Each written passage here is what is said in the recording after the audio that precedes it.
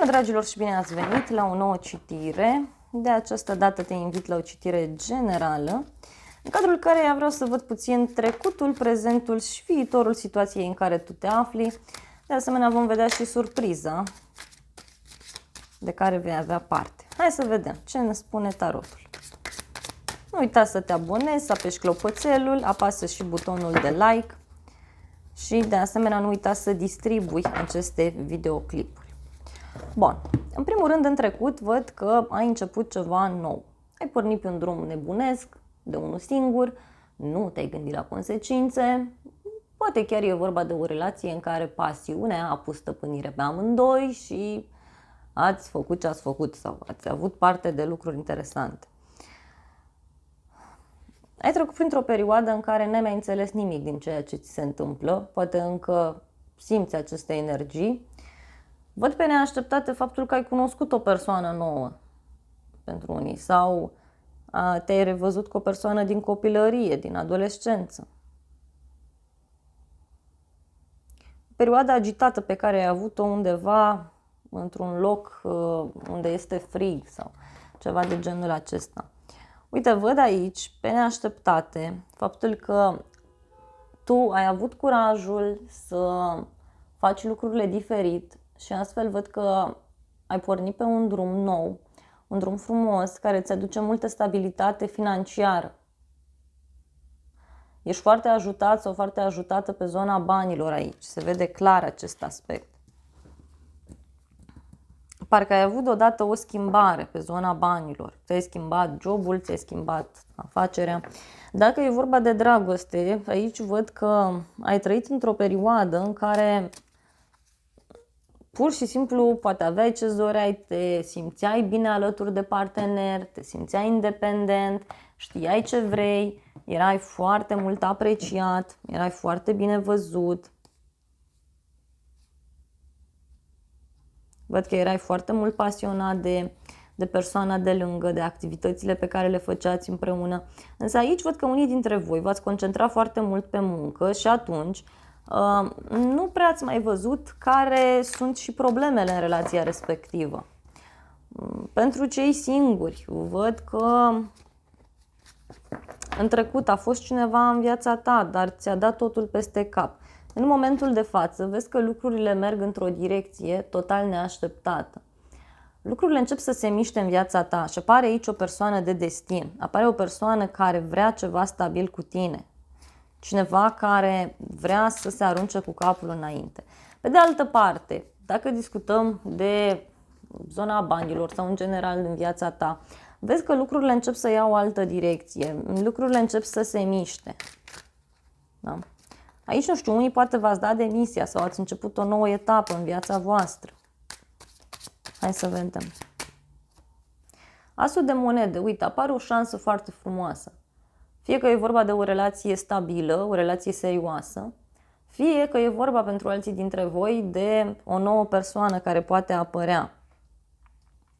O nouă șansă, da? Un loc nou în care mergeți, un loc nou în care vrei să te muți, o propunere pe care o primești în plan profesional sau în alte planuri. Uite, văd o petrecere sau ceva extrem de benefic, o veste bună.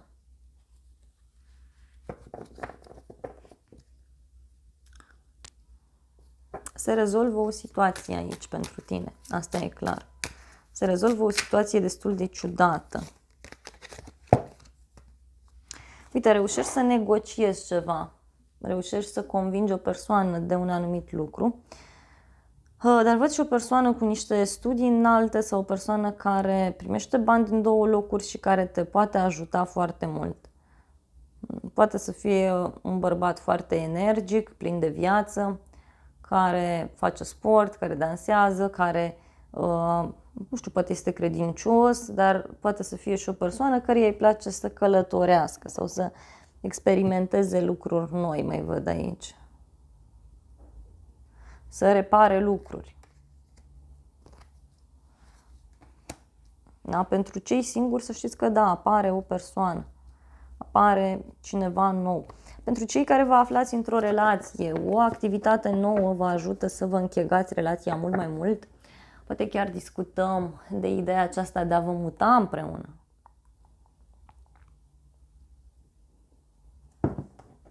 Vreți să faceți niște schimbări.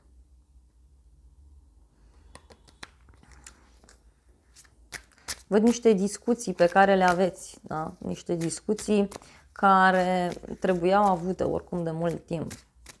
În alte cazuri, îmi vine să transmit aici că parcă se schimbă șeful sau se schimbă șefa, se schimbă locul de muncă. Cei care lucrați. Cei care nu mai lucrați, da? Pentru voi am următorul mesaj și anume, vedeți că apar niște oportunități fantastice să lucrați ceva suplimentar sau să faceți rost de niște bani. Poate chiar unii dintre voi mergeți într-un loc nou, vă distrați, vă simțiți bine. În viitor, păi în viitor aici e clar, se rezolvă ceva legat de o rivală, se rezolvă ceva legat de o femeie care nu vă suportă sau o femeie care nu e de acord. Alții rezolvați ceva ce ține de zona actelor, hârtiilor și documentelor. Văd aici foarte multă independență, foarte multă energie bună din partea voastră.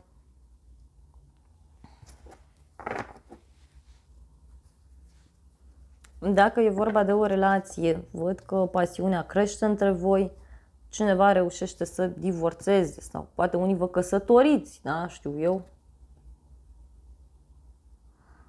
Văd o aventură în care tu vrei să te implici.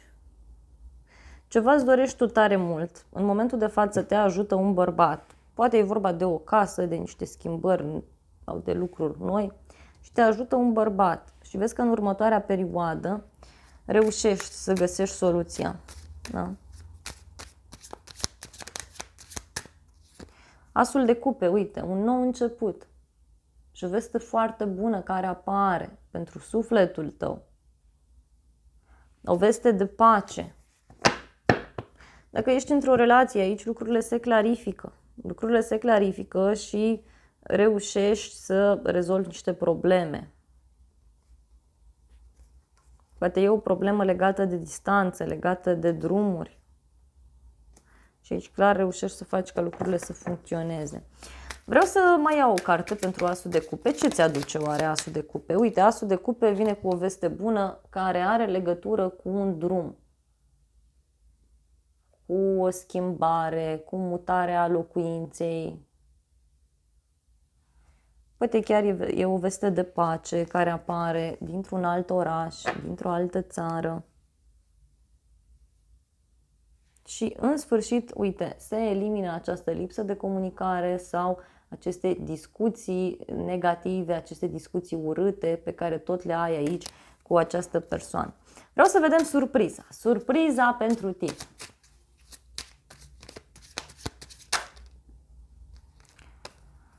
Bun, surpriza pentru tine este foarte aproape, să știi, are legătură cu o mică călătorie pe care urmează să o faci.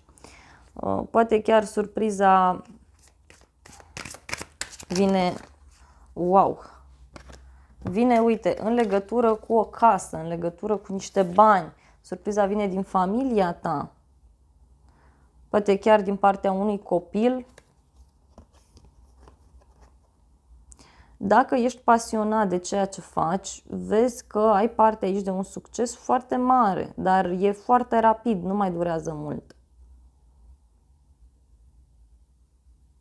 Văd o persoană care învață, studiază, o persoană care încearcă să găsească aici soluții. Printr-o persoană mai tânără sau printr-un adolescent, văd aici că se rezolvă ceva.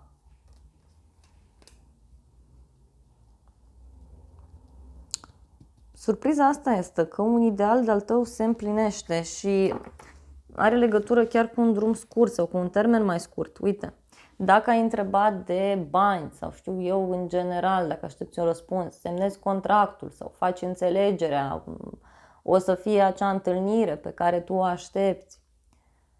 Văd aici un contract sau o înțelegere pe care o faci legată de bani sau legată de zona ta materială, legată de zona banilor.